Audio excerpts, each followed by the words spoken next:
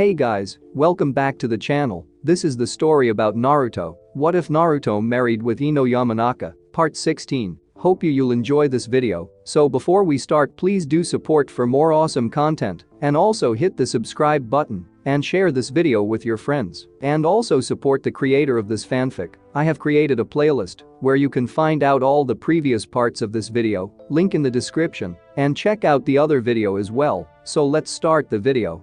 Oceans of ramen. Was there anything lovelier? Naruto didn't think so, but then again he was staring out across the vast ocean of ramen, so it'd take a lot to break its hold over him. Limbering up, the blonde crouched and then jumped, hurling himself into the air before plummeting into the ramen. Only, instead of stopping, he exploded through into a vast sea of darkness where something malevolent roamed. "You're the Kyuubi." Naruto panicked and twisted around in the darkness, trying to locate the voice. Demon. Evil. Foul. Naruto looked around frantically, feeling invisible hands grasp him. Struggling free from their grasp, he screamed wordlessly in anger before slamming into contact with a hard surface on his back. The shock alone froze him, then groaning he twitched his body ever so slightly to make sure that everything worked properly.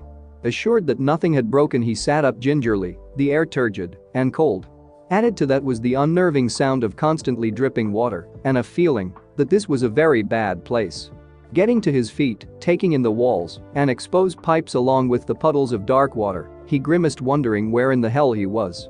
He couldn't even begin to place any hallway that even came close to this place, a maintenance tunnel that had received very little maintenance. Approaching a wall, he touched it, the thin layer of slime prompting him to pull his hand away. He was just beginning to wonder if this was a very vivid dream when he heard the sound of a voice drifting through the hallway. Turning, he frowned, eyebrows knitting together in thought. He could have sworn that voice had called his name. He hesitated and then, hearing it again, moved toward it cautiously, wondering. The hallway turned out to be more of a maze, made up of interconnecting and identical hallways, each as horrible as the last, and always the feeling that something truly horrendous just lay around the next turn. But that voice, a child's voice in the most haunting tone he had ever heard, called to him. Following the voice and the labyrinth maze of dark, damp tunnels, Naruto knew things were not going to end pleasantly. If there was one thing Naruto was an expert on, outside of Hokages, it was horror movies and stories. This entire thing screamed horror. It shouted it from the bottom of its heart that at the center of this whole place was a demon, what kind he wasn't sure, waiting to rend him limb from limb or deliver some other horrible fate. Still, he couldn't not find the center. He was being drawn toward it like a moth to a flame or a magnet toward metal. It felt like forever, but finally he stepped into a cavern-sized room and paused. At the far end of the room, which bathed in a haunting yellowish light, were thick steel bars that formed a prison of immense portions. Behind those bars, bouncing a small red and yellow ball, was an innocent-looking 8-year-old girl. "Oh fuck," Naruto muttered, a chill sweeping through. He knew now, beyond any doubt, that he was in for it. Only the most evil of demons pretended to be little girls. It was a fact of nature. The more innocent looking the little girl, the more evil the demon. This girl was the picture of innocence, which meant Naruto now faced a majorly gruesome end. "Naruto," the girl said, her voice pure and vibrant, and when she looked up at him, her eyes were crystal blue. "Right," Naruto said, moving closer despite his instincts, "and while I'm at it, how about I cover myself with ketchup to help with the digestion?" The girl smiled at him, and Naruto found it creepy as hell. "Catch." Naruto of course caught the ball out of instinct and then looked down curiously. He dropped said ball, as if burned, and stumbled backward in muted horror and shock. There on the ground, the ball that she had been bouncing had really been the decapitated head of the Yondaime Hokage. Looking up sharply, Uzumaki Naruto now found a gargantuan shadow with glowing red eyes and massive fangs trapped behind the bars. "Can you guess my name?" Naruto promptly jerks awake with a violent sweep of his arm, only to have it caught and held in check by a curious-looking Anko. Breathing heavily, not relaxing one bit, Naruto stared at her and then his hand in confusion. Why had he tried to hit her? There was something stalking just beyond the edges of his befuddled memory, but he couldn't quite grasp it. "Ah, good, he's awake," Jiraiya said happily, strolling into the room. "Well, come on, we've got some training to do." Anko released his hand, flexing her own subtly and staring at him curiously. Then shaking her head, she handed him a semi-repaired jacket. "Up and at him, runt." Grumbling, Naruto took the jacket and pulled it on as Anko cleared his table with a sweep of her arm. Depositing his gifts into a bag, she tossed it to Jiraiya before picking up another bag. Dressed now, Naruto stood, popping his neck and wondering why they were leaving so early. Still, he didn't feel like asking and instead followed the two now silent ninja out of the room, past the Anbu guards and to the nurse's station. After more paperwork than he cared to think about, Naruto was finally released into the care of Jiraiya and Anko. His first instinct, of course, was to try and find some ramen, but instead, he was guided out of the hospital, where Jiraiya created a clone to take the bag to Anko's.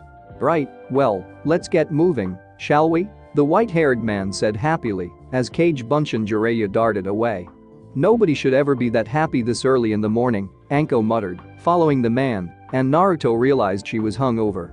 Knowing Anko, as he did, he knew that she could be very violent if provoked. He also knew that it took very little to provoke her in this condition. So, Naruto, being the considerate person that he was, made sure to stay at the rear of the group, out of harm's way, as he stumbled after the two, stifling his own yawn.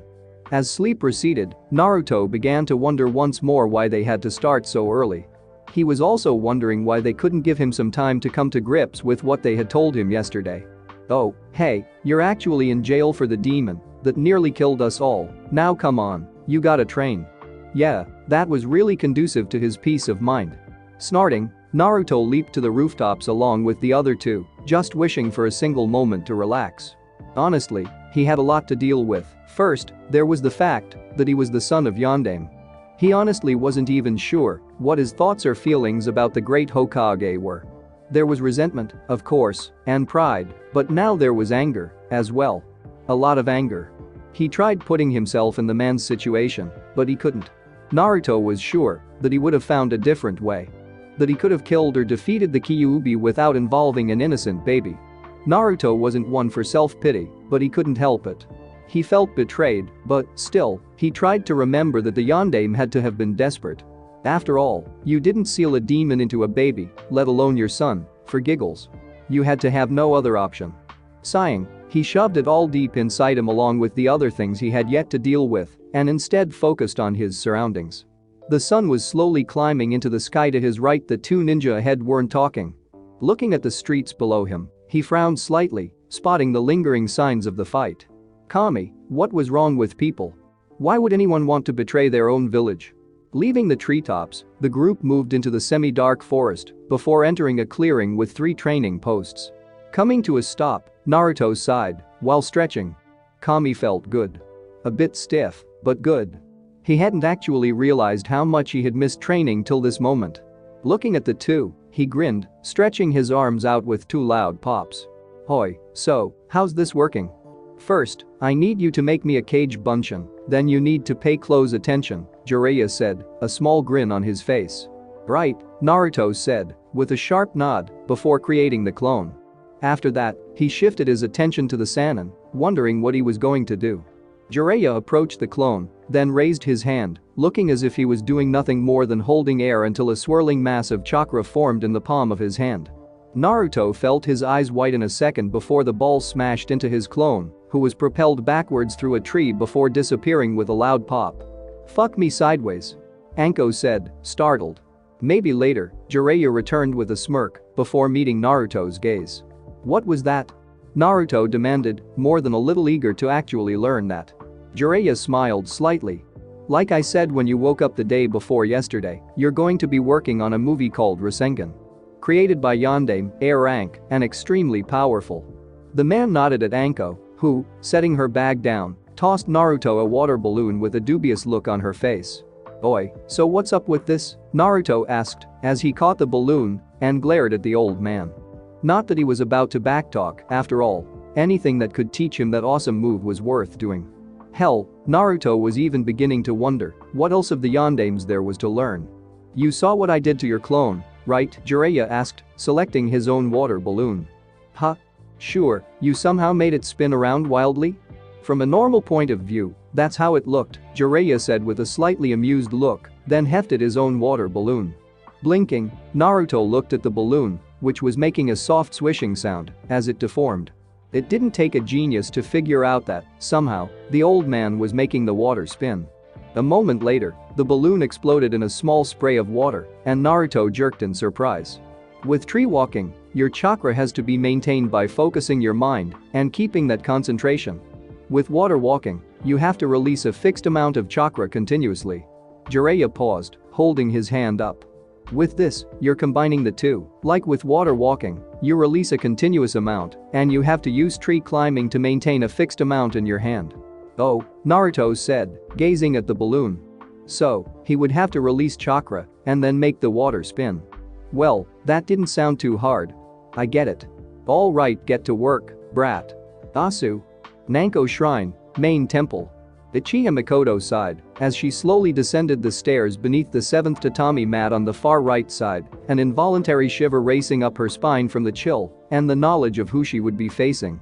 The Uchiha clan elders, they were the men that truly controlled the Uchiha clan. They alone determined who led and who disappeared, approved marriages, and ended others. Reaching the bottom of the stairs, she paused, her eyes adjusting to the dim light of the chamber provided by the flickering candles. She noticed the 4 elders almost immediately, each grave and locked in a serious discussion. Uchiha etiquette dictated that any woman that wished to address them did so only after announcing their presence and waited for their approval. Uchiha Mikoto, however, was no mere woman. She was the wife of the clan leader, whom they had selected. She would be damned before she let them control her beyond what they already did. She had taken 3, maybe 4, steps before they turned in unison to stare at her. Their combined gaze made Mikoto shiver, but she refused to back down, though she did politely pause to await their greeting. "Welcome, Mikoto-san, please have a seat." Uchiha Gishu, the eldest, said, formally indicating the seat her husband normally used. "Thank you, however I am merely my husband's chosen messenger," Mikoto said with a polite bow, knowing the trap, and instead moved to assume her Caesar position on the floor before her husband's spot, as all Uchiha women were expected to adopt. Her eyes briefly glanced at the worn faces surrounding her, then at the small alcove with the paintings of the Tengu leader Sohobo and Susuinu. Her eyes lingered briefly on the small altar where a scroll sat, a scroll she had urged her husband to destroy on more than one occasion. A scroll that revealed the Uchiha clan's darkest secrets. Mikoto felt it better to destroy the scroll than to have the information turn against them, to have them revealed for what they truly were. "So, Uchiha who?" the second eldest of the group said after a moment. "Fugaku-san sent you here to speak with us, to reassure us that Itachi-san is not the threat some of us perceive him to be." "Of course," Mikoto said with a polite half-bow. "It is my husband's wish to reiterate and reassure you, the honored Uchiha elders, that Itachi is no threat to the clan. Nor will he, through his actions, bring dishonor to our noble clan. Also, my husband wishes to seek your wisdom on the matter involving the Haruno family and an arranged marriage between our youngest son and their only daughter." "Ah, yes, we have heard of that matter already," Tuenai said casually, running a withered finger along his chin thoughtfully. "Of course we are honored that Fugaku-san seeks our wisdom on this matter, and in due time we will give it. However," Gishu interrupted smoothly, "we would like to discuss Itachi-san in more detail. He is, after all, a more pressing detail than an arranged marriage to a clanless girl." Keeping her temper in check, after all Sasuke was her favorite son, Mikoto instead placed her hands on the floor and then her forehead on the back of them, her voice demure. "Forgive me, elders, I am only the chosen messenger for my husband. I repeat, Itachi is of no threat to the clan or its honor. My husband swears this on his own honor as the Uchiha leader, affirming this by offering his life if he should be wrong." "Very well," Ahu intoned dispassionately, "we accept his pledge in this matter. I inquire now, an explanation from you as to why Itachi-san has been acting so strange as of late. His hours away from the clan district, his distancing of the clan from himself, of his open disdain for the Uchiha clan and its customs." "I can offer none," Mikoto said without looking up or moving from her position, hating the formality and the subservient role the clan demanded of her. "I can only offer my opinion that Itachi has been deeply affected by Shusui's suicide and that the stress is finally getting to him. He is 18, that is so very young, with so much responsibility. I believe that is the only reason for his actions. It is a possibility, just as it could be a mother's devotion to not see a serious threat," Jishu started to say before Ajin cut him off abruptly. "We have heard Fugaku-san's answer." He has sworn to us that Itachi-san is not a threat. Mikoto-san also believes this, otherwise she would not be here in such a humble position. The older man said, his tone quiet. As for the subject of arranged marriages, I see no reason for the Haruno girl to be denied. They do not come from a ninja clan, their genetics should allow for the proper disposition for the Sharingan to be passed along. I do, however, wonder if maybe we are overlooking another matter that should be discussed. Agent-sama, what other matter is there? Mikoto asked, sitting up, glad for the man who always spoke as the voice of reason among the elders. The one concerning the Uzumaki, Agent said with a wry smile. His bloodline of course is highly sought, not just by us. I believe the other clans will act soon when it is learned that he has been released from the hospital. However, I wish to act first and request that you find a suitable female to convince the child properly. I will of course try, Mikoto said, keeping her disgust at such a tactic carefully hidden. Women in the Uchiha clan were not to expect to be treated any differently, merely used to gain an advantage, but Mikoto couldn't help her feelings. However, the Yamanaka girl could prove a problem. I am sure, with the proper choice, any Uchiha girl can solve her problem. Gishu said firmly. You have our request. Hi, Mikoto managed evenly with a polite bow. I will see to it personally. Very well, Gishu intoned. There is still one other matter we must now address. It concerns Sasuke-kun and the reaction this village has had toward hearing such undiluted truth. Yes, you must explain to him that, while he was quite correct in his assessment of himself and this village, it is unseemly to point this out to the others. Egos are easily bruised after all when they hear such unapologetic truth. Of course, Mikoto demurred, sighing in annoyance at these old men and their continued platitudes. Still, she was there until they decided to finish, and she had no choice but to bow and agree. And she was all weird and everything. Anko's insane. Kami, I don't see how Naruto-kun ever managed to stay alive as her apprentice. Plus, like, how she dresses is a bit extreme. I know, it's so totally the same with Kurenai-sensei. She always wears those bandage-like things and a shirt, which, you know, just barely covers her. Sakura agreed, nodding seriously while grinning slightly. She had never realized just how much she had missed having another girl to talk with. With her rabid Sasuke fandom, she had alienated the other girls in the village, so being back on speaking terms with Ino was a welcome relief. After all, Sasuke was great and all, but, well, yeah. At least she's nice, though, Ino said sourly. Ha. You've never seen her when she's angry, or you've made a mistake, Sakura said, glancing at her only recently reacquired friend. Kurenai-sensei gets all over you and won't let up. Then, if you do finally get it right, she turns all sweet and stuff. It's like she has a split personality. Well, that is scary, Ino admitted with a nod before grimacing. But, like, Anko-sensei is even scarier cause she's always smiling, even when she's promising to skin us or rip our throats out. But even scarier, they want us to be like them, Sakura said, shivering. I know, Ino agreed, before stopping in front of a store display. Ooh. What do you think? Sakura studied the outfit in question. In her opinion, it was ugly as hell. But Ino seemed to like it, and Sakura was aware of how tenuous this friendship was. Still, Sakura couldn't just swallow her opinion on everything. At most, she could refrain from using Ino's nickname. Please, that is so last year. Well, I think it looks good, Ino said dismissively, eyeing it critically. So, Naruto, Sakura said lightly, studying the way her friend subtly tensed. While Sakura herself didn't particularly care for the boy, Ino seemed fond of him. Sakura even mused that he had to have some hidden redeeming quality. She was willing to consider the possibility, since, indirectly, he had given her Ino back as a friend. We're just teammates, Ino said curtly, not looking at her. Friends. So you've said, Sakura said breezily, with just enough emphasis on said to make it clear Sakura thought differently. But I meant, what's he like?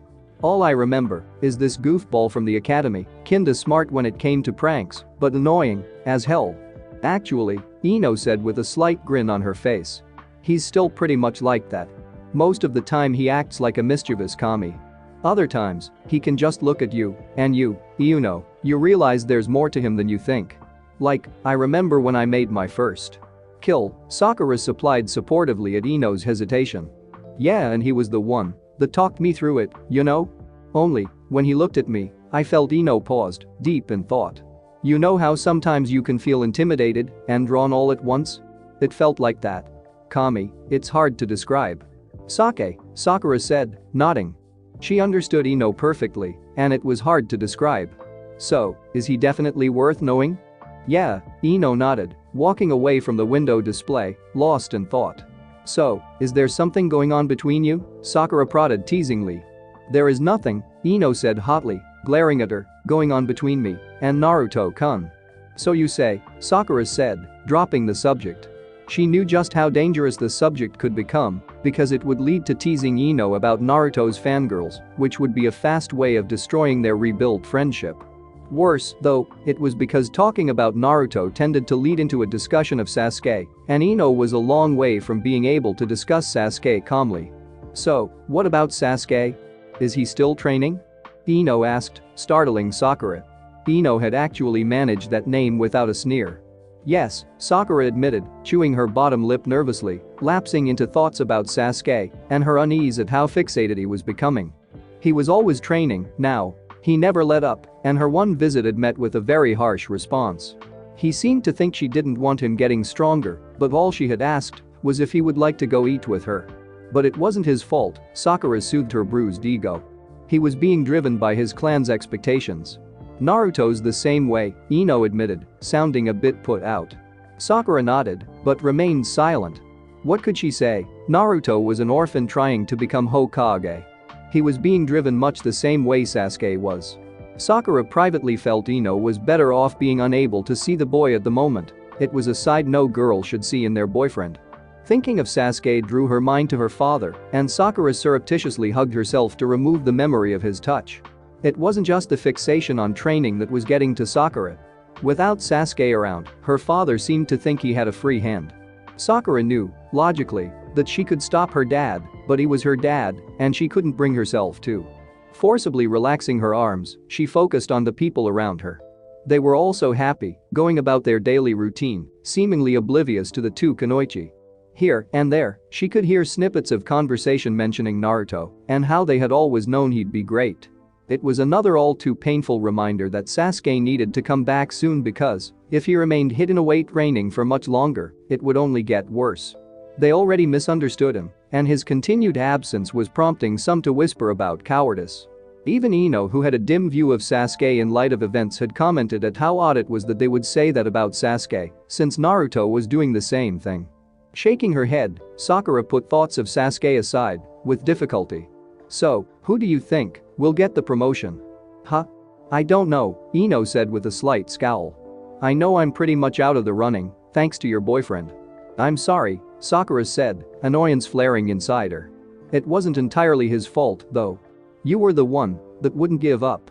Sakura, at what point during our fight did Sasuke not insult me? Was it calling the kenjutsu I worked my ass off to learn weak and then swiping it? Was it breaking the sword left to me by my now dead sensei? Or was it calling my entire family pathetic while he broke my arm and kicked in my teeth? Ino asked heatedly. Ino, I'm not gonna do this. Again, Sakura said curtly. I'm not defending Sasuke-kun to you again, he's sorry. He knows he overreacted, I know he overreacted, but, seriously, bringing it up all the time is a bit much. Well, excuse me for. Hey, aren't you on Naruto-kun's team? Both girls jerked out of their argument, rounding on the intruder, only to be brought up short by the group of girls in front of them. They looked, as crazy as it seemed, like academy students. The oldest one looked as if she was just now getting close to graduating. Sakura raised an eyebrow, watching the oldest girl glance from Ino's arm to her face. Yeah, I am, Ino said slowly, a little thrown. Why do you want to know? We're here to tell you, not to get any ideas, the girl said haughtily, shaking her hair out. Naruto-kun is off limits. Ino blinked, then looked at Sakura in confusion. Is she serious? I think so, Sakura said, blinking in confusion, as well. Oh, Ino said, turning back to the other girl. Look, this is a big girl conversation. Why don't you and your friends go play with dolls or something? As if crippled, the girl retorted snidely. Just keep your hands off our Naruto-kun. If you try anything. Wait, are you, like, threatening me? Ino asked in surprise, sweeping her eyes up and down the other girl in annoyance. I'm promising. Fangirls, Sakura said succinctly as she rolled her eyes, aware of the tightening of Ino's muscles. Come on, Ino, let's just go. Ino ignored her, a dangerous intent radiating off her. You know you can't reason with them, Ino, come on, Sakura almost pleaded, sensing an impending death. I guess you're right, Ino admitted with a dismissive sigh. Later, thunder thighs, thiettes. The girls squawked indignantly at this, but Ino was already walking away, and Sakura hurried after her. Ino, however, was looking less than thrilled. Which Sakura understood. She could remember her first few serious encounters with Sasuke's fangirls. Still, it provided the best chance to keep Ino from renewing their earlier argument. Are you jealous? No. Ino said, a faint blush creeping into her cheeks. I just can't believe those hogs. Well, everyone, ignore him all this time, and now, just because he saves the village, they're all over him. How hypocritical. Besides, it's not as if Naruto-kun would ever actually like fangirls, especially ugly ones like her. Relax, Sakura said, her lips twitching in humor. So, Naruto's got a few fangirls. You're only saying that because that means Sasuke has less. Ino snapped. Hey, I'm just saying though, he might like the attention he'll get when he comes back. After all, you just said he was ignored before now. Kami knows how much attention he'll be getting now. Shit. Ino swore, causing Sakura to laugh. Oh, you think this is funny? How hard is it to find Sasuke? I'm sure even with his little speech, there are girls willing to go help him unwind from all that training. No way, Sakura shouted angrily while glaring at Ino. Then, seeing the other girl's smug look, snorted. Ha! In your face, forehead. Watch it, piggy, Sakura growled, then, after a few moments of silence, glanced at Ino's arm. You know I could probably heal that. Huh? Ino managed, startled, then glanced at her arm. But, like, how? Well, the only reason they reset it and didn't use any medical jutsu on it was because it's preferable to heal naturally. But that's only because healing jutsu creates a dependence and likelihood of decreased natural recovery, Sakura explained with a shrug. If I, let you heal it, how much time would that take off? If I healed it, I might be able to shave a few weeks off, but it'd be a bit tender and sore, Sakura said thoughtfully. What kind of break was it, exactly? Partial fracture, Ino said sourly. Well, that'd take, 2 months to heal normally, Sakura said, nodding. I'm no Tsunade-sama, but if it was at least a clean break and easily set, I should be able to get that down to a month at most. You know, speaking of Tsunade. With a loud screech, several birds broke cover and exploded into the early morning sky in a flurry of flapping wings. The source of their disturbance was one Uchiha Sasuke, who was striking the so far only undamaged training log with all of his strength. Sweat was beading on the sides of his face, his breathing irregular, and, most importantly, his eyes were fixated on the target before him. Punch after punch, kick after kick, he never let up, not until this log, too, cracked. Stumbling away, he doubled over, gulping in air. He had been at this since sunrise, as he had every day since the end of the Chunin exams, training, and pushing himself, trying to get stronger. Sasuke had even redoubled his efforts 3 days ago upon learning that Naruto had apparently disappeared from the hospital to train. He couldn't understand it. Hadn't he trained enough? Learned enough jutsu? He was a genius and an Uchiha. How could Naruto keep beating him?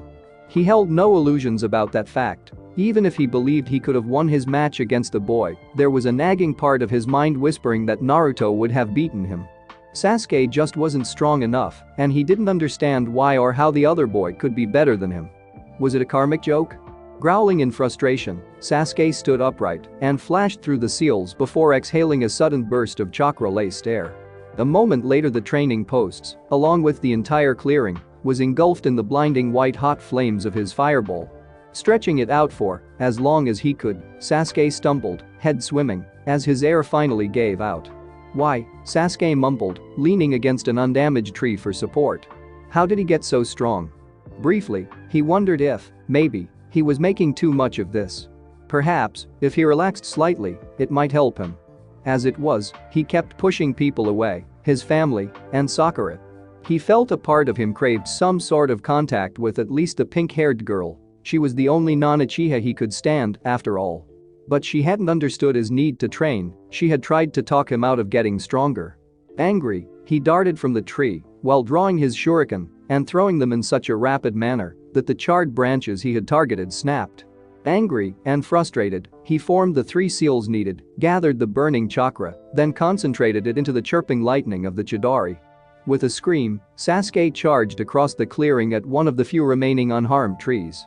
A moment later, his hand, fingers drawn together like a spear, drove itself through the trunk and out the other side in an explosion of splinters. "Gah!" Sasuke screamed, the chakra dying, as he slowly removed his arm from the hole. Breathing heavily, he swore, promising that he would not stop for anything. He wouldn't eat, wouldn't sleep, wouldn't go back home, not until he was stronger.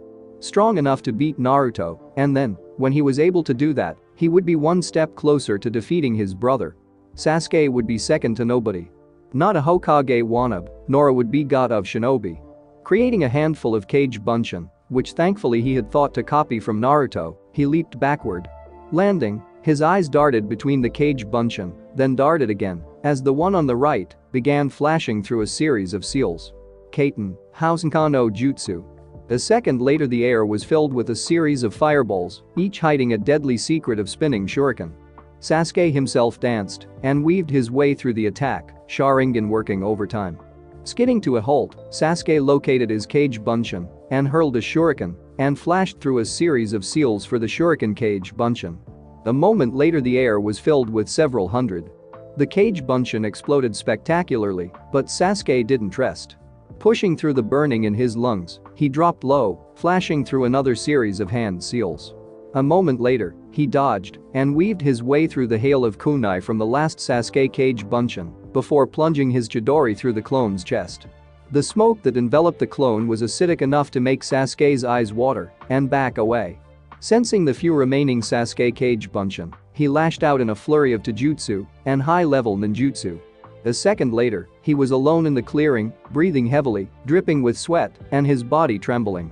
Why wasn't this working? He had been training for so long, trying to edge himself forward, past Naruto.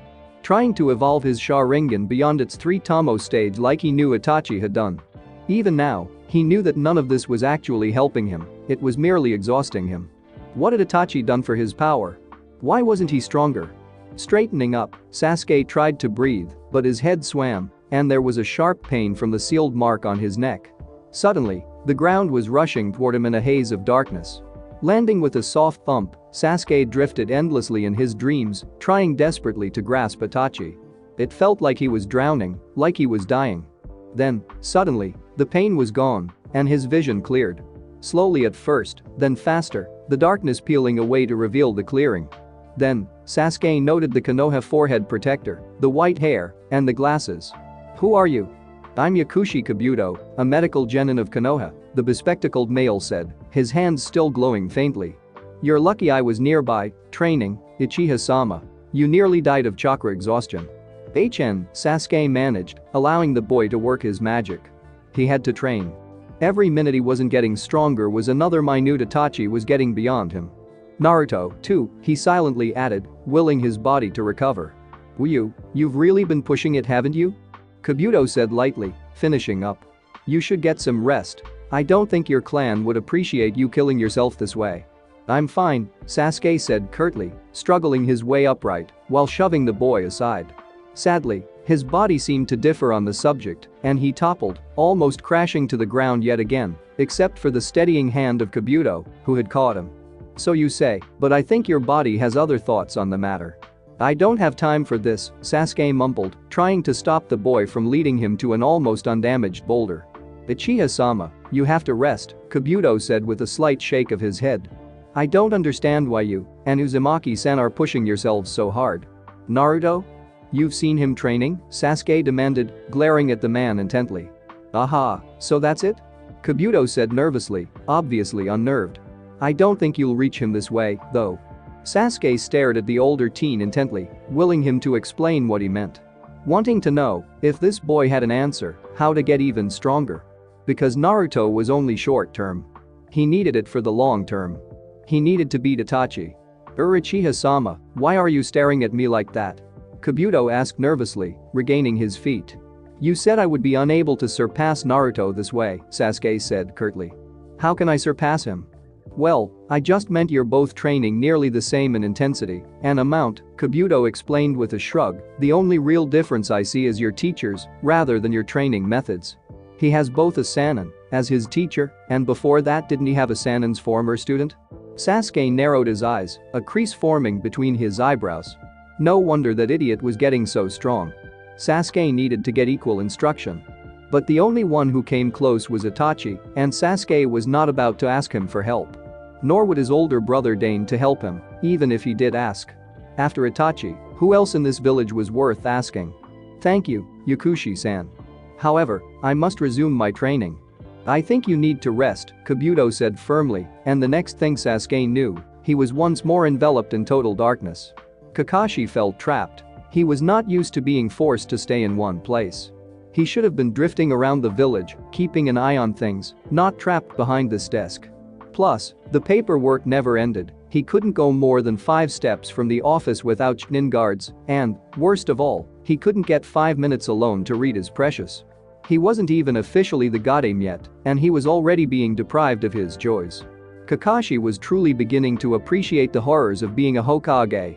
Resisting the urge to bang his head on the desk, he instead looked at the shinobi arrayed around the office. There were Hamura and Kaheru, representatives of the village council, and Haika Hiyashi, sole representative of the clan council. Of course, he couldn't overlook Guy. Kakashi almost winced just remembering Guy's arrival and Anko, who had taken to balancing one kunai atop another on her finger.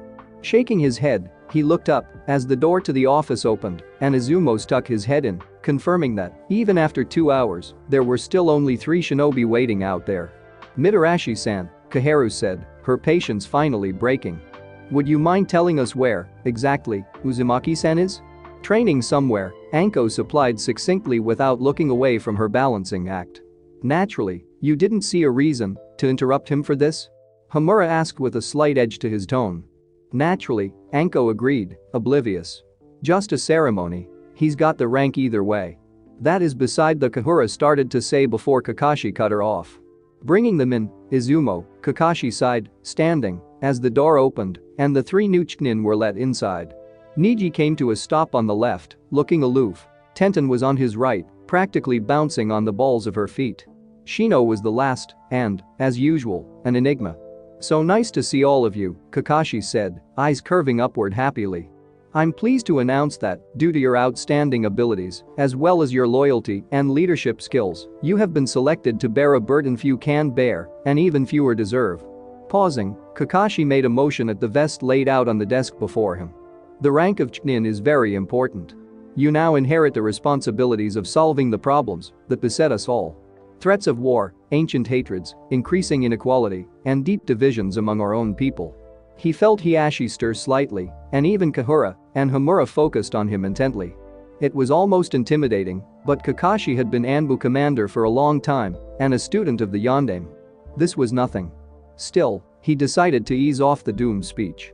Through your use of personal abilities and sacrifice, I am proud to usher you into the ranks of Konoha Chunin.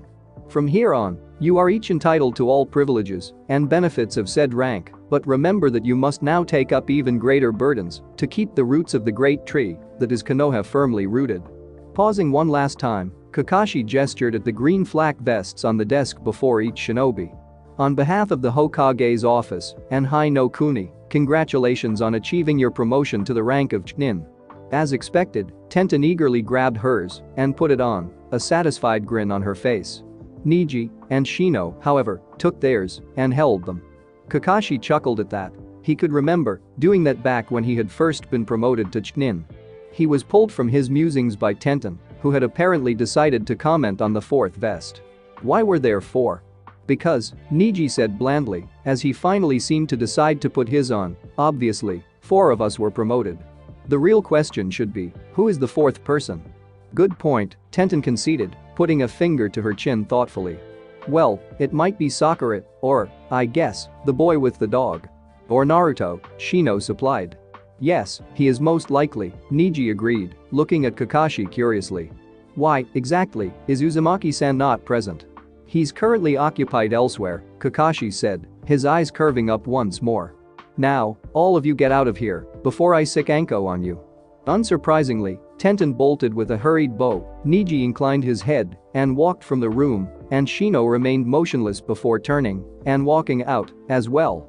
Chuckling to himself, Kakashi sat back down and sighed, glancing at the others who were already in a heated discussion about something. He considered making a break for it, but Izumo was already bringing the day's stack of paperwork. Kakashi couldn't help but whimper. "Oi, so the secret was to spin it in more than one direction," Naruto said, holding the water balloon up in his left hand while manipulating it with the fingers of his right. He felt a bit like he was cheating, but he offset that with the fact that he had figured this step out in just 3 days. "'Cause, if I just spin it in one direction, it would just stretch flat, but wouldn't break." Grinning at the white-haired man, who was looking on with surprise, Naruto continued his manipulation of the balloon, causing it to become deformed and misshapen. A minute later, the balloon blew apart, drenching Naruto's hand, but the boy never stopped grinning. Yes. He'd done it, he'd figured this out, and he was now one step closer to his dream. "Creative," Jiraiya said in approval. "So, you use your left hand to spin the chakra, then, grabbing it with your right, use your fingers to manipulate the water into moving in different directions?" "Yep," Naruto said with a grin. "I was getting really frustrated, and then, I squeezed the balloon really hard and saw it deform. That's when I realized what you were doing. After that, I just played around and came up with that. I could hit it too, but this way is a bit faster." "Well, it's still pretty good for just being at this for 3 days," Jiraiya said, producing an orange ball. "You got it in about the same time it took me. Now, let's see how you handle this." Naruto blinked, startled that he had figured something out so quickly, and a little annoyed as the man began bouncing the ball he had produced. Then, he watched as the ball rebounded hard from the ground with a soft point and then shot into the air before coming down at his face. Naruto reacted quickly, catching the rubber ball while wincing from the sting in his hand. "Second step," Jiraiya intoned solemnly, holding his own ball with a picture of a frog up. "Break the ball." Naruto blinked, then watched as the rubber ball Jiraiya was holding blew apart with a loud popping noise and a burst of power. Frowning, Naruto looked at his own ball and, placing his hands on it, began working diligently, managing at least one bump before it suddenly stopped. Panting, he glared at it, then at the old man, before trying again. He tried for a solid 10 minutes, each failed attempt increasing his frustration. He knew that he was doing it just as he had with the water balloon, but this time it wasn't working. No matter how hard he tried, he couldn't get it to pop. Panting and hands trembling, Naruto looked up at the smirking Sannin, wondering if maybe this was all just a trick for that man's sick amusement. "So, you get it now?" Jiraiya asked finally, crossing his arms. "It's at least 100 times harder than the water balloon. It took me 3 weeks to figure this step out, and the yondaime about 6 months. Of course, he did invent the jutsu and didn't have anyone guiding him." "Heh," Naruto panted before concentrating on the ball yet again. This time, however, he considered what he was doing wrong. It wasn't technique, that much he knew. Maybe he should try striking the ball instead of using his fingers? Holding it aloft in his left hand, Naruto took a breath. Then, spinning his chakra, he brought his right hand forward rapidly. For a minute, he thought it was working. The rubber ball deformed, but then, just as before, it went smooth again. "Gah!" Naruto said loudly, glaring at the ball with pure venom. "What the hell am I doing wrong?" "Naruto, the first step was to spin," Jiraiya chuckled. "The second step involves adding power. This is the hardest step because, without water, you can't feel your chakra moving. So I added power," Naruto muttered, glaring at the ball. This stupid thing was getting in his way of being Hokage. Plus, he was determined to surpass Yondaime. Clutching the ball tightly in his left hand, he began pouring as much chakra into as he could while striking the surface. He wasn't sure how long he stood there doing this, but suddenly his hand was no longer just tired, it was beginning to hurt. A lot. But the ball was deforming, so he couldn't let up. "I can't fail," Naruto muttered, pouring even more chakra into it. His head was beginning to swim, his arms to tremble, and his hands to throb with pain. Losing his concentration, he stumbled, then, shaking his head, he caught his breath and tried again. Over and over, trying desperately to master this step. Every last erg of his chakra, he poured it all into the ball until his vision blurred and, losing concentration, he collapsed to the ground painfully. Breathing heavily, sweating, and unable to see anything, But blurs, he lay there, drifting on a sea of thoughts and half-formed dreams. He had to get back up, had to try again, and he even managed to push his way up to his hands and knees. Then, dry heaving, he collapsed to the ground once more, and, thankfully, unconsciousness swept over him. Still, Naruto never let go of that ball. Uchiha Fugaku should have been at home, working on keeping the clan from imploding. Itachi was getting progressively stranger, the others progressively paranoid, and Sasuke was beginning to worry both him and Mikoto. Well, more Fugaku than Mikoto, for the simple reason that Fugaku knew his youngest son was very obsessive about things. Of course, he also had to handle his duties as the head of Konoha's military police force, and things were getting even crazier there. Yet, instead of handling all of that, he was sitting here, after roughly 2 weeks of demanding a meeting, wasting his morning staring at Kakashi. The masked man had been a thorn in the Uchiha clan's side for 13 years, ever since he had been given that eye. Even Fugaku had a hard time dealing with the masked man. Obito had been his favorite cousin, after all, and it was galling to have a non-Uchiha remain in possession of that eye. Kakashi had, for the last 10 minutes, been listening to Fugaku defend his Sasuke. Fugaku had pointed out that Sasuke had, in a way, been telling the truth. That Sasuke had just been carried away, as children his age were prone to do, and that he knew that not everyone was inferior to the Uchiha. The entire time Fugaku had explained all of that, Kakashi had listened, and Hyuga Hiashi's voice for the clan council stood in the corner, smirking. To say that Fugaku was upset would be the understatement of a lifetime. Thankfully, Kakashi was now, as if he was repeating a speech from the Sandaime, accepting Fugaku's explanations. Fugaku was even beginning to think of how best to work this toward gaining access to the Uzumaki bloodline when his thoughts were utterly disrupted by one sentence. "Still, you can understand why we can't allow Sasuke to be promoted," Kakashi said. Fugaku stared at the man incredulously, his every muscle slack. He shook his head to clear it, determined that he had misheard. "Excuse me? It sounded like you just said you would not allow his promotion." Well, he insulted quite a few important people, and he showed no Chunin qualities in either of his matches. One of which was interrupted before a final outcome could be determined, Fugaku said firmly. "I'm not sure it should count in either one's case." "Well, minus that then, he came across extremely badly," Kakashi said blithely. "Plus, there is the simple matter that he ignored orders during a time of crisis, which I could normally understand, except that he went out of his way to do so repeatedly. But he saved several academy students and civilians," Fugaku countered. "Yes, but he jeopardized thousands more by not informing Itachi-san of my message," Kakashi said, nonplussed. "The clans, of course, feel the same," Hiashi added indifferently. His arrogance was atrocious, his skills doubtful, and his reliability non-existent. Fugaku glared at the other clan leader, then turned his attention back to Kakashi. He had to figure some way out of this. Sasuke deserved his promotion much more than the Haikyuu or the talentless weapons girl. As for how to convince them of this fact, however, the Uchiha patriarch had no clue. His only chance was to make it both political and personal. That would force them to grant the promotion. He hated pulling such an underhanded trick, but for Sasuke he would attempt it. "I will concede that you've raised good points," Fugaku said carefully. "However, please remember that Sasuke is a tad young and prone to saying rash things. He is, however, a capable leader, very talented, and he has the Sharingan, which would be an invaluable asset to a Chunin." "Uchiha-san," Hiashi said. "Perhaps you fail to realize that the very people he would be attempting to lead were among the people he insulted? No military commander can lead effectively if his own men are actively hostile toward him. I think, Haikyuu-san, you underestimate their ability to separate personal conflicts from the professional responsibilities as demanded of a shinobi," Fugaku countered, pleased that the idiot had provided the opening he needed. "Of course, you could be correct, since it seems that Haddock-san has allowed his anger over having his own technique stolen to influence him. It is an understandable reaction, but you can hardly hold that against Sasuke. Fugaku-san, the decision is not going to change," Kakashi said, cutting him off. "Sasuke can try again in 6 months, but no one in this village is going to approve his promotion." Fugaku glared at Kakashi in disbelief. It was all he could do to keep from killing the man. He even envisioned leaping across the desk and decapitating him, but held himself in check. It wouldn't be worth the trouble, but now if he could manage it and then frame the Haikyuu, he'd not hesitate. Shaking his head, Fugaku got to his feet and walked out, darkly wondering what he would do now.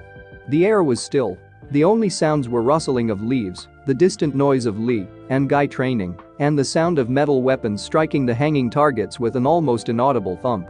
Inhaling calmly, Niji forced the world away even more, attempting to make his mind a calm ocean. Empty the mind, be formless. Shapeless. He was serenely aware of the weapons striking the tree, outlining his seated form. Cradling his hands calmly in his lap, he concentrated on his breathing. Slow, steady, controlled.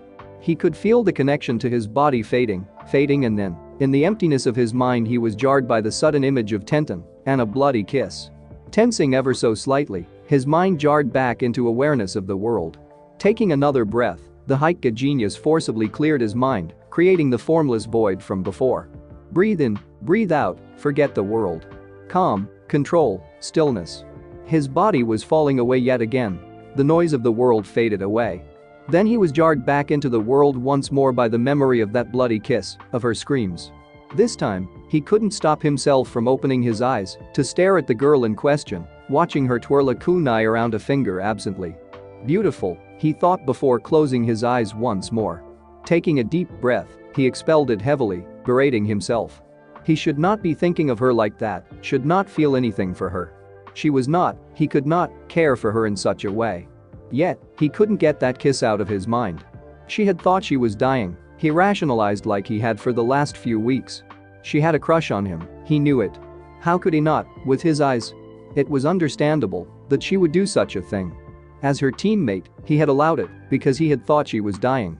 Yet, now, he couldn't let it or the emotions it had stirred within him go. He tried to focus on his meditation, on his breathing, but it was impossible. Tenten was dancing through his mind, and he felt a slight grin at the corner of his mouth. Niji-kun, are you okay? Jarred, but restraining himself from showing a reaction, Niji opened his eyes to stare up at her, almost breathless at her beauty. Yes, Tenten, I am fine. Why do you ask? Well, you're just a little different lately, is all. Tenten said, kneeling across from him in that casual way she had. A moment of silence passed between them, and then Tenten raised an eyebrow. So, what do you think was the real reason Naruto wasn't there? He was training, Niji answered simply, thankful that he had something to keep his mind off her and her nearness. Obviously, he was in a place that he could not return from, and, most likely, he was absorbed in training. Yeah, true, he does seem the type, Tenten said thoughtfully, seemingly unaware of his attention. Still, he's pretty strong. Kind of like Lee. I mean, they're both orphans, and they're both making their own way. There are similarities, Niji allowed, closing his eyes. Though you, too, are making your own way, despite your family. Yeah, Tenten said in a low tone. You have come a long way, Niji said sincerely, offering her a small nod. Thanks, Tenten managed, cheeks tingling red slightly. Niji changed topics, aware of how close he had strayed too close to certain emotions. However, Uzumaki-san and Lee do differ in one area. Lee came from a known family. He has a family identity to cling to. But Naruto doesn't. Exactly, Uzumaki-san has no connections to any family. He has no history, no guidance outside of his senses. Yet, he has proven himself more than equal to any Haitka or Uchiha. He has risen to an unbelievable height seemingly from nowhere. Sounds like you respect him, Tenten said, raising an eyebrow. Maybe even a bit jealous? Respect? Yes, it would be foolish not to respect his strength. Much as it is foolish to not respect a tiger, Niji explained, closing his eyes. However, I am not jealous. His strength is dangerous. Without a clan identity to guide him, there is no telling what will happen. Are you actually worried? Tenten questioned nervously. Hi. He is likely to crumble under the weight of his own strength. You raise several good points, Tenten said with a small grin. However, you still haven't kissed me. What are you, mef? Niji managed, totally off guard, as Tenten leaned forward and kissed him. When she broke the kiss and sat back, she had a wide grin on her face and a knowing sparkle in her eyes. Now, next time, you have to kiss me, Tenten teased, and then, climbing to her feet, she turned back to her weapons training. Niji stared after her, then absently reached up to touch his lips. Gladly, he whispered, then, cupping his hands, returned to his futile efforts at meditation. Gah! Naruto cried as he collapsed in a heap yet again. His heart was racing wildly, his hand no longer even able to ache. It felt like the nerves had been damaged beyond repair, but he knew that, if he waited a minute or so they would be fine. Still, 2 weeks of this torture, 2 weeks of just trying to pop one stupid rubber ball. He was just wasting chakra, no matter how much he poured into the damn thing. Plus, that stupid concentration mark wasn't helping either. This has to be the limit, Naruto murmured to himself as he rolled over onto his back to try and ease his breathing. Drifting for a moment, his eyes closed until he felt something settle on his forehead. Opening his eyes, he reached up to discover that it was a leaf, which prompted him to chuckle as he stared at it sightlessly for several long minutes, remembering the academy. Iruka had tried so hard to teach him concentration. He could even vaguely remember the story of the leaf. I should have listened to Iruka-sensei back then. Closing his eyes, Naruto knew that he probably would stand a better chance of concentrating if it wasn't for the pain. It was like every time he let his chakra flow unchecked, the pain got worse and it destroyed his concentration. He had to increase his chakra until it exploded. Suddenly he sat up, eyes wide, as his mind latched onto a solution. The pain was the key. If he increased his chakra right up to his threshold and maintained it there, he could concentrate. He had the answer. Getting to his feet hurriedly, the blonde clutched the ball tightly in his hands and closed his eyes, building his chakra while chanting "concentrate" silently to himself. It started small, stinging in his arms. Then, sharper stabs. The pain grew and grew, telling him that he was close because he never once stopped concentrating. "Not yet," he murmured, feeling the pain grow closer to what he sought. Eyes now clenched, he screwed up every ounce of his concentration on swirling the chakra in his hands wildly. Naruto shouted, eyes snapping open, as the ball exploded. The force of the explosion lifted him off his feet and sent him hurtling backwards until he crashed to the ground on his side and skidded to a stop against Jiraiya's leg. Breathing heavily, unable even to see clearly, Naruto still grinned. He'd done it. Second stage Master Jiraiya said, a worried frown on his face. Ha ha ha ha, Naruto managed, focusing his eyes on the man. He was far too giddy with excitement to stop and cared why the man was looking worried. Let's get the third stage going now. Not right now. You need to rest. We'll get some ramen. At the mere mention of his precious ramen, Naruto was on his feet and running, a cloud of dust rising behind him. He had been doing a lot of training, a lot of fighting, and he had been denied the most perfect gift that the kami had ever deigned to bestow. Ramen, delicious, mouth-watering, ramen. Skidding to a halt outside of his favorite ramen stand, the blonde shinobi blinked in surprise to find Jiraiya already standing there. What took you? Naruto, however, ignored this and darted into the stand happily, plopping himself down at the bar, stomach growling. Hey, Naruto-kun? Am said, startled, eyes wide. It is you. Hey, Dad, Naruto's back. What? Really? The old man said, coming from the back, a look of disbelief on his face. Well, it is him. Where have you been? Ramen now, Naruto said, with a grin, talk later.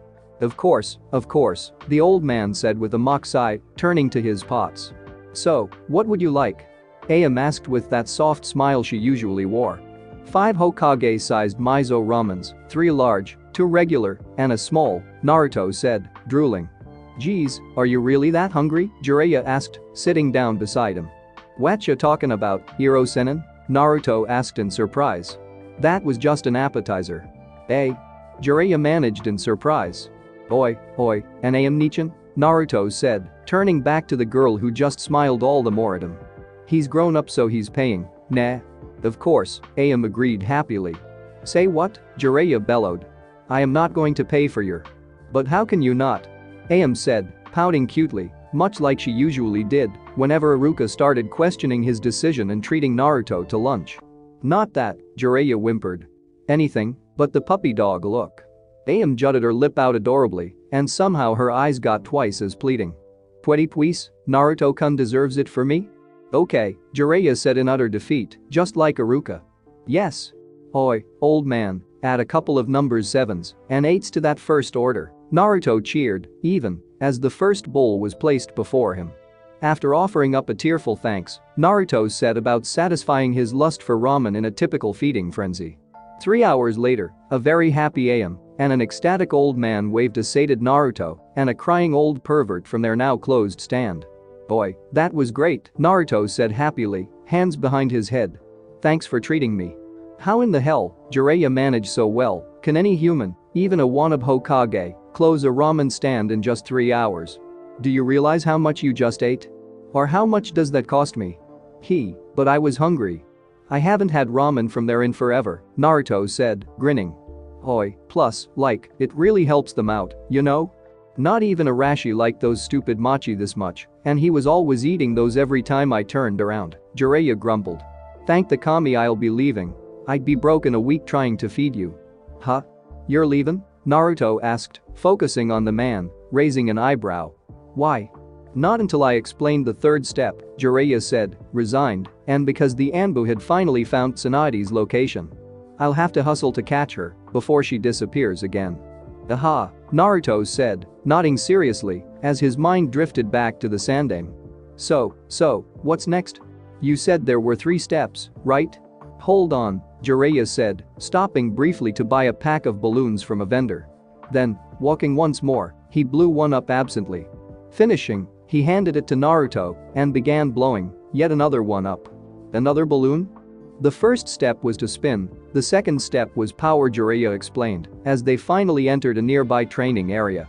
Turning, he held his balloon up at eye level for Naruto. The third step is this. Huh? I don't get it, Naruto said, studying the balloon intently. It looked like nothing was even happening. What the hell, you're not doing anything. Well, I suppose that's how it looks, Jiraiya said with a chuckle, before holding his other hand up. Here, tell me what you see now. Naruto blinked, then watched in amazement as chakra formed in the palm of his hand.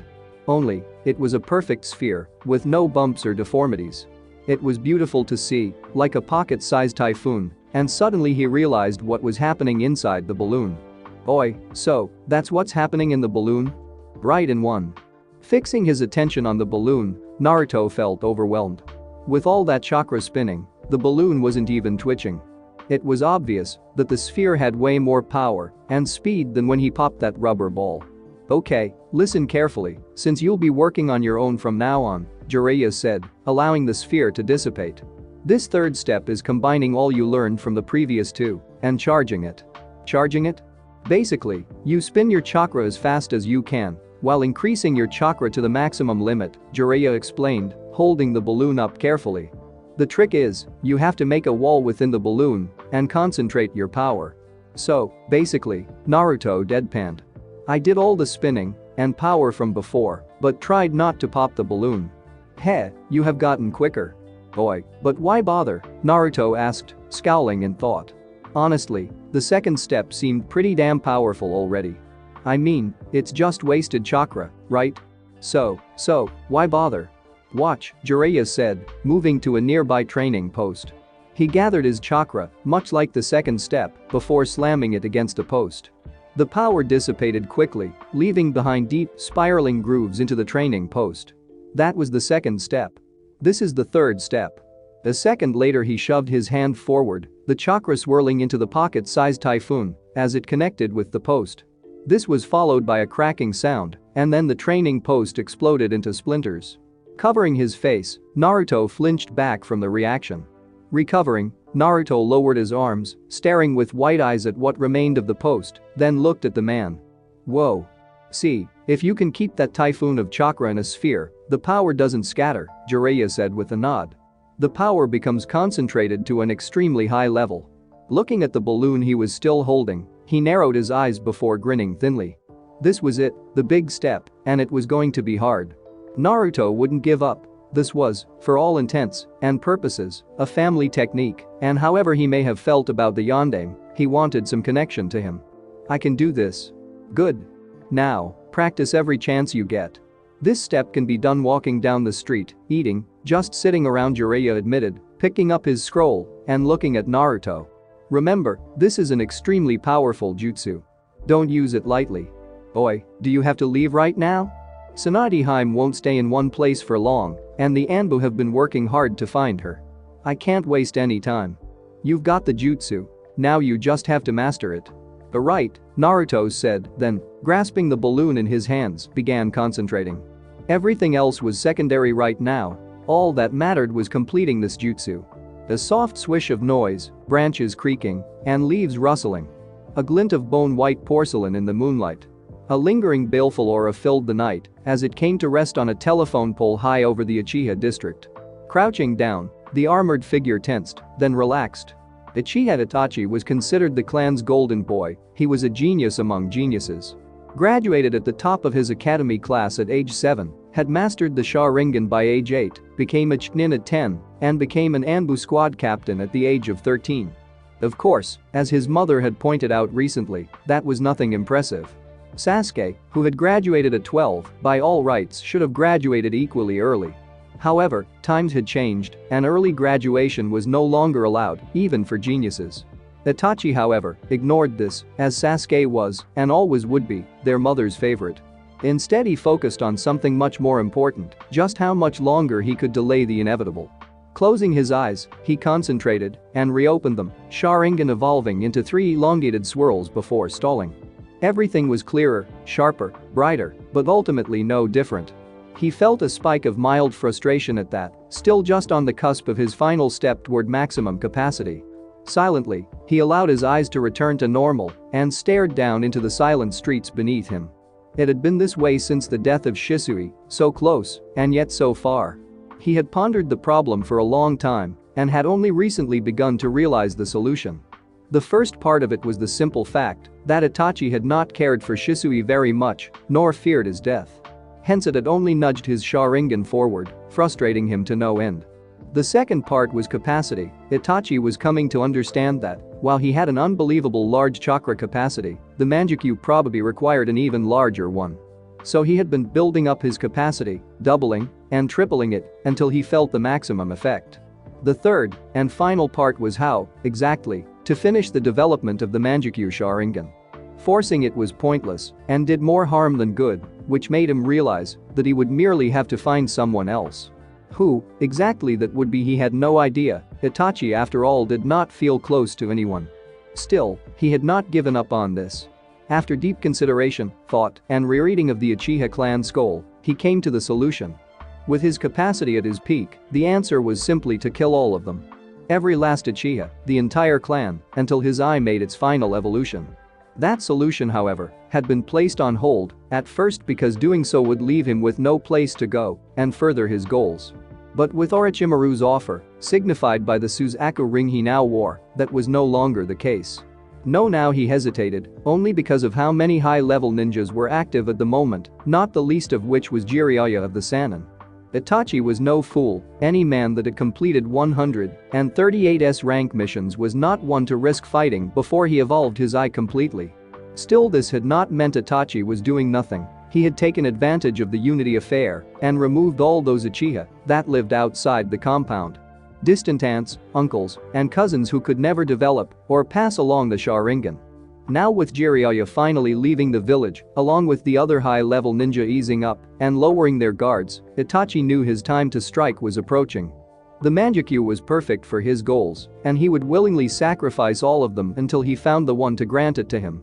Just a week left, a week before he was to offer his answer to Orochimaru and join Akatsuki, a week until his capacity was just that much clearer, that much larger. All that was required of him, Uchiha Itachi, was the total eradication of his clan and leaving his brother alive for whatever twisted goals Orochimaru had in mind. Unless Sasuke was needed, Itachi silently amended it. If Sasuke's life was needed to evolve his eyes, then Orochimaru would be denied that boy. Yet it didn't matter. All that did was achieve his goals. A cloud drifted over the moon, and, when it passed, Uchiha Itachi was nowhere to be found. 5 minutes to midnight and counting. Thanks for watching my video. Leave a like if you enjoyed my video, and also do consider subscribing to my channel for more awesome content. If you want the next part of this story, let me know in the comment box. See you next time. Till then, sayonara.